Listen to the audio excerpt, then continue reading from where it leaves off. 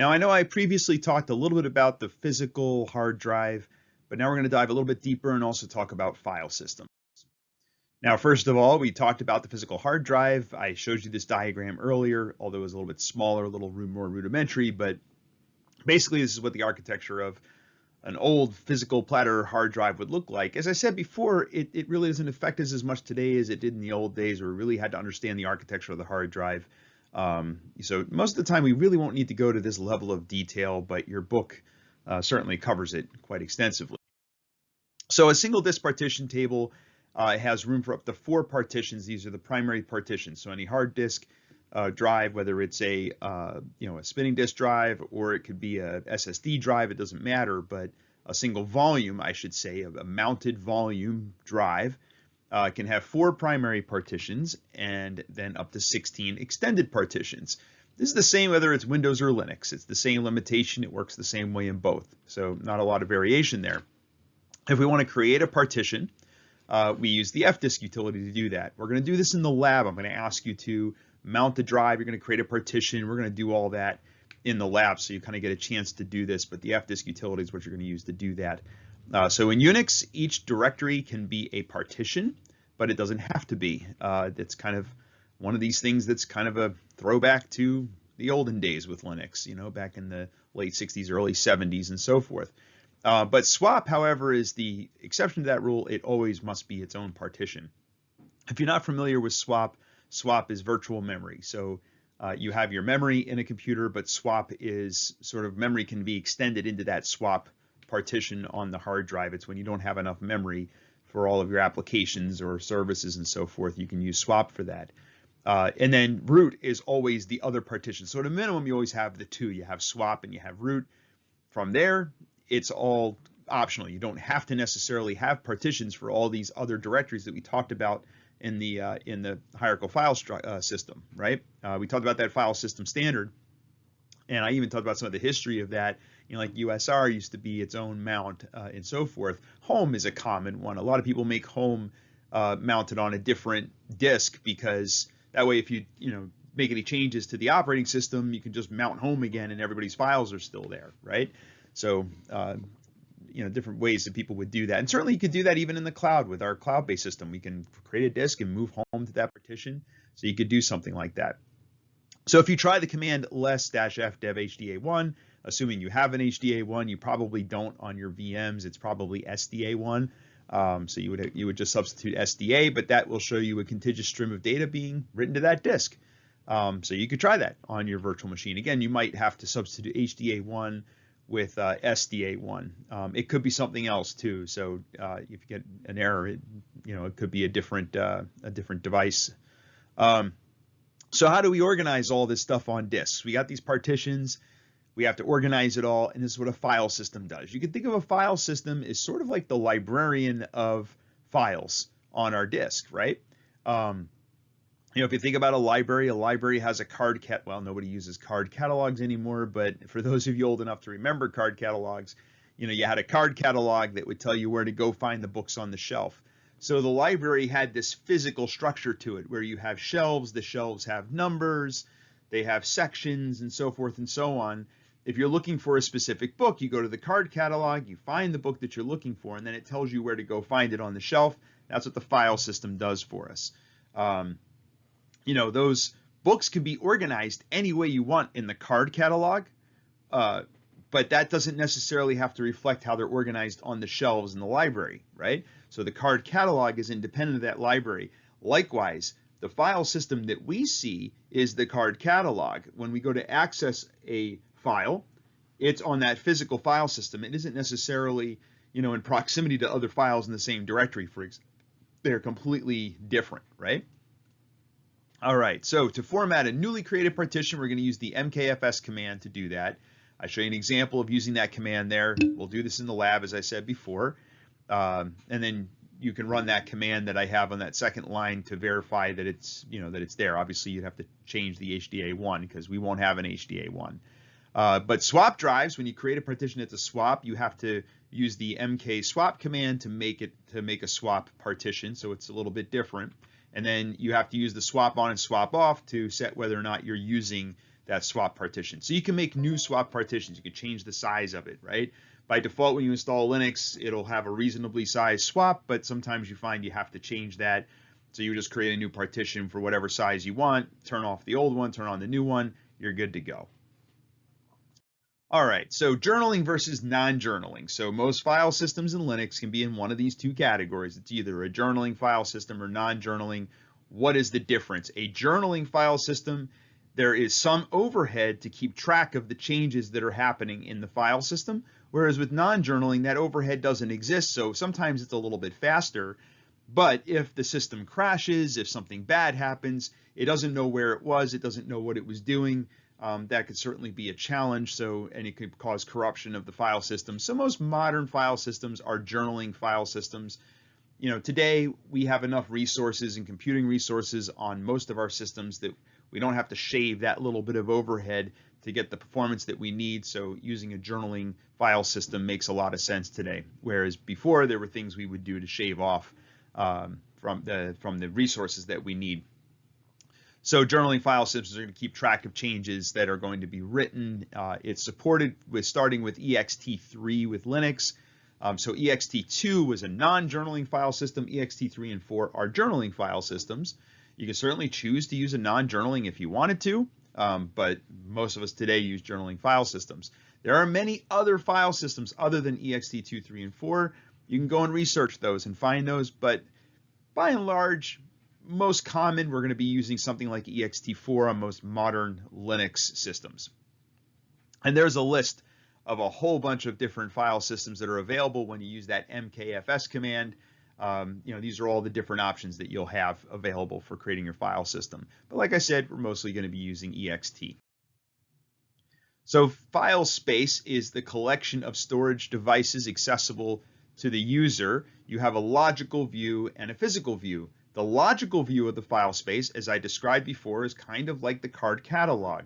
That's our logical view. It's how we see the files in our file system, that with all the hierarchy and being able to navigate through that hierarchy. The physical view is the actual blocks, partitions, and file systems, which the file system luckily keeps track of us, for us, right? We don't have to keep track of all that. We don't have to know the specific inodes to go get a file, for example. I'll talk more about inodes later, so you'll know what I'm talking about. So files are divided into blocks, and blocks are fixed size units of storage. I already talked about this, right? Kind of revisiting this from before. A file's blocks can be stored contiguously or not contiguously, right? So if they're not stored contiguously, it can be a little less efficient to access those files. It can use space a little less efficiently. You kind of saw an example of that when I talked about tarring. I was kind of showing you those blocks and a little bit about how they work. But don't confuse contiguous files that are one file versus files stored contiguously in adjacent blocks, which is a little bit different. The solution to this concept that you have blocks where they can be fragmented, right? You have these fragmented blocks, is to use linked storage, and this is what most modern file systems use, this concept of linked storage, which we'll talk about in a little bit more detail. So one solution is the file allocation table, or FAT. This is not linked storage, by the way. Well, it's kind of linked storage, but this was used in DOS, the old Microsoft disk operating system, right? Most people don't use that anymore, right? Some of you may have heard of it. But basically, to get a block of storage, you would start with the first block, and then that block would tell you where to go to get the next block, and then that block would tell you where to go to get to the next block, and so forth. So each block would have the address to get to the next block for that storage. So the card catalog, if you will, only pointed to that first block, and then the next block references the next block, and so forth and so on. There are some limitations to using something like FAT, in that FAT limits you to the size of the partition because it can only be efficient up to a certain size, so you are somewhat limited. Now, FAT, even though it's an older technology, it was mostly used on older operating systems, it is still very commonly used today. If you have a USB drive, there's a good chance that it's using FAT for the file system. It's a very simple file system. It's very efficient for small drives, so you'll see that frequently in little USB sticks and things like that, or flash drives. So the file system is the implementation of how files will be stored and retrieved on the storage device. So FAT is one of the ways that we can do that, but there are others, and Linux doesn't typically use FAT. It uses ext more commonly, right? Which works a little bit different. Windows uses a file system called NTFS. They've replaced FAT a long time ago with NTFS. NTFS has been around since around the year 2000. That was almost 25 years ago as I'm sitting here recording this, which is hard to believe it's been that long. So one detail of the file system is how indexing is supported. So in Linux file systems, we use inodes for indexing. I literally stands for indexing. You can think of an inode as the pointer to a block, right? So an inode basically is the pointer to the block on the disk. Most of the time, we don't worry about what those inodes are. They're mostly meaningless to us when we're working with the file system, but it is nice to know a little bit of how this works and how it's used under the hood with the file system. And I'll talk a little bit more about how those inodes are used. Now, NTFS uses a different mechanism. That uses a B-tree index. So it's a little bit different. Not any better or worse than how inodes work in the ext file system, just different, right? Microsoft just used a different mechanism. So file systems also maintain information about the entries that are stored there. So this is the metadata, right? So every inode also has metadata, which has additional information about what's stored in that inode, information about the file.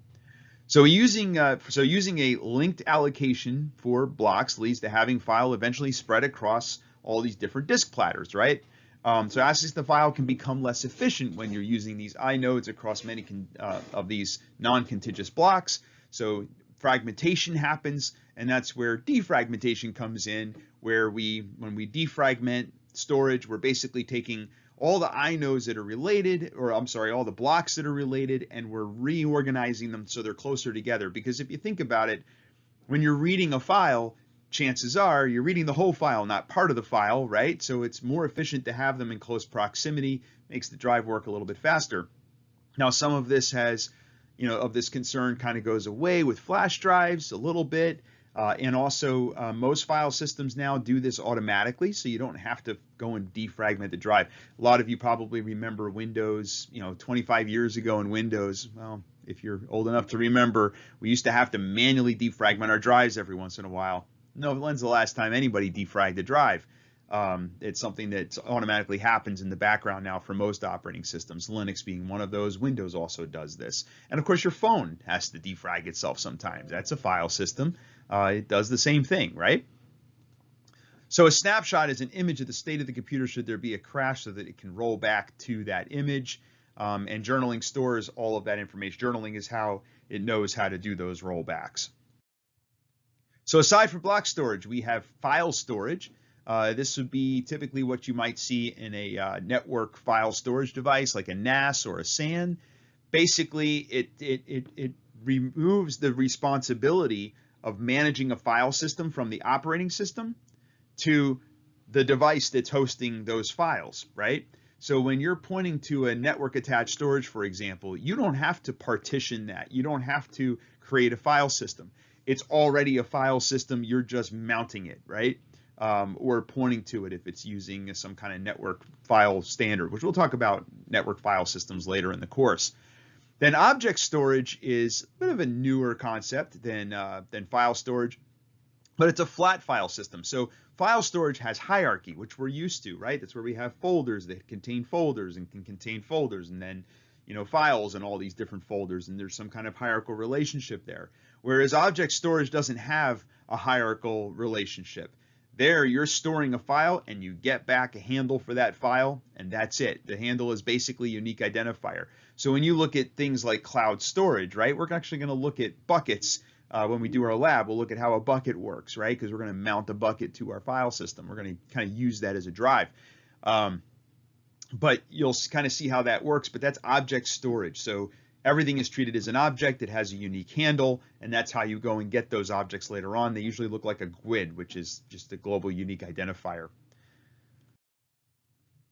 So the inode, let's talk a bit more detail about the inode. So basically, if you have files in your file system, let's say I have a file called index.html sitting in my folder somewhere, right, in one of my directories. That file is going to have an inode that points to its location on disk, right? So there's my file on disk. There's an inode that points to it. And that inode has a number. Let's say the inode for that file is 1688. So that is the inode. That's how I go find that file if I'm the file system.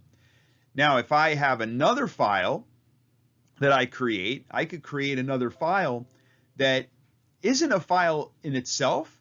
It simply points to the same inode. This is actually what a hard link is. So when you create a hard link in Linux, what you're actually doing is you're kind of creating another card in your card catalog that points to the same book. It's the same book on the shelf, just multiple cards can point to the same book. You know, think about how a card catalog works. If you still remember, you would have a card by subjects, you'd have cards by author, you have cards by title. So you might have 10 or 12 or 13 or 15, cards in the card catalog that all point to the same book on the shelf, right? And that's kind of how hard links work and how inodes can work. If I remove a card from that card catalog, it doesn't remove the book from the shelf. All I'm doing is removing the card from the catalog. And if there are other cards that also point to that book on the shelf, in other words, other inodes pointed to that same file, that file is still there. I can still access it by its other file names, even though they're all the same inode. So you can have one file, but in our hierarchical file system, they look like different files to us, but they're really pointing to the same physical file. To that end, let's say it was just a text file. You go in and you edit that text file. If you go and then cat out the contents of that text file from a different file in your file system that's pointed to the same inode, it's the exact same file, right? So that is what a hard link is. Hard links, incidentally, if you learned in the previous course, you probably learned how to create your symlinks and your hard links. And you might remember that hard links always only work on the same partition. You can't have a hard link across partitions. Why is that? Because it's a whole different set of inodes. You can't have the same inode pointing in two different partitions. That doesn't work. Inodes are only relevant within a single partition. To have a link on another file system, you have to use something called a soft link, right? So a soft link is where you have a file that has its own inode, right? So here we have a file with its own inode, and that inode then points to the other file, right? So that would be more like a soft link.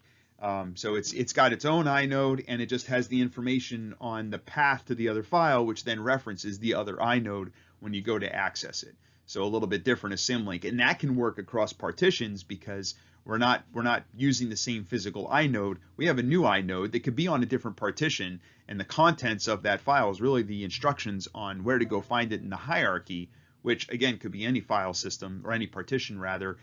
So it would reference that other inode. Now, this whole concept of inode linking can get somewhat complicated. There are 4 types of inode pointers. There's direct pointers, indirect, double indirect, and triply indirect. And I'll try to describe those a little bit here, but I don't want to get too much into the weeds in this because it's not terribly important for what we're trying to do in this class, but it is discussed in our textbook, so I wanted to kind of touch on this very briefly.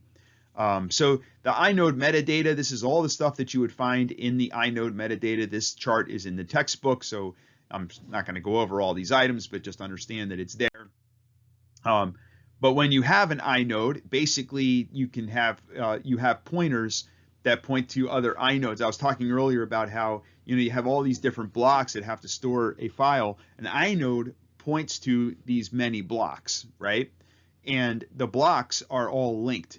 So in the file system, it knows how to find all these blocks by using these links that link to other blocks. This mechanism is very different in other file systems. This is really unique to ext file system. Other file systems use this, right? But don't think that this would work in something like NTFS, right? It's a little bit different in NTFS. You could learn about that in a Windows class. But like I said, this can get kind of complicated to really understand. I don't want you to worry about the details for this course. I just want you to understand that this concept of linking exists, and this is how an inode references these blocks to find all the parts of a file that are stored on disk. And as you get more of this linking, when you get deeper into this linking, so you have these the triple linked files. So that's a link that goes to another link that goes to another link to a physical block. It gets less and less efficient, right? And that's one of the reasons for the finite size you can have on files. If you go back in time, most file systems had a limit on how large a single file could be, and also a limit on the number of files you could have too, right? But also on the size of a single file. And this is one of the things that caused that limit. So there's some tricks that you have to do to exceed that limit, and that's really what the book is talking about here with this linking. And this is just the chart that kind of shows you the number of links you would have at each of these different levels, and then how big the file can be in ext. So how are inodes used? When you create a file, it stores the inode, and then it allocates the block. So basically it says, oh, I need to create a file. Let me go grab an inode. So that allocates blocks for me, and then I go and store the file. And then now we have that inode referenced from that sort of card catalog, right? Our view, that logical view of the file system, really just indicates what inode it is, and then the physical file system takes over from there when we're trying to access a file or do any file operations. When we copy a file, we're basically taking that inode to find all those blocks. We create a new inode and make a copy of that file with that inode, right? So now we have a new inode, and it points to the new version of that file, and it could have a different name. Now, when we move a file, all we're really doing when we move a file is we're changing the location in the logical view, that card catalog, right? It's almost like we're moving the cards around in the card catalog, but the books don't change on the shelf, right? The book is still in the same place that it was before. We're just changing how the cards are organized in the card catalog when we move the files. So the inode remains the same. Its address on the shelf remains the same. Its location on the physical disk is exactly the same. Likewise, when we delete a file, all we're really doing when we delete a file is we're taking the card out of the card catalog. So it's no longer in our logical view of the file system. So we lose that file in our logical view of the file system, but the file is actually still there on disk. And if there are other cards in the card catalog, if there's other references to that file in our logical view, they still can access that same file by its inode, right? Because that inode, it's the same on all of those cards, the same address to that file. So these would be all the hard links, right? So if we had 5 hard links, we delete 4 of them, that file's still there on disk. That last one is the last one pointing to that inode. Now when we remove that last file, right? So if we take that last file out, so there's now no more inodes pointing to that physical location on disk, that inode now becomes available, that location on disk becomes available, and the next time somebody needs to write a new file, that inode will be allocated and used for the new file. Now, just like in a library, if I walk up to the shelf and and I'm ready to shelve this new book because I got a location to put it on the shelf and there's already a book there, you take the book off and throw it away and put your new book on the shelf because the old one isn't referenced anymore. It's essentially how this works. So the old files don't get deleted until you actually use that block again in the future. That's why oftentimes, people talk about the fact that when you delete a file, it's not actually deleted, right? And this is the mechanism. This is the reason why it works that way. So you can view the inodes by using the -i on the ls command. So if you type ls-i, instead of just getting your straight directory listing, it'll also show you the inodes for those files. Again, they're not terribly useful for us, but it's incredibly useful for the file system, managing those blocks on disk. You can view the number of available inodes on a file system using the df command. That'll roughly tell you how many more inodes you have that you can use. It's very rare to run out of inodes, right? Usually when we build a file system or create a partition and then a file system, you have plenty of inodes. I've never heard of anyone running out of inodes. But you can inspect the inodes metadata as well using the stat command. So that metadata that I showed you a few slides ago, the stat command is how you would look at that. So unrelated to the inode, but worth mentioning is the file descriptor. I don't want to get too much detail into the file descriptor, but understand the textbook does talk about this, but I'm not going to test you on this, and I don't expect you to know this for this course. It's one of the snippets, though, again, that's in the textbook.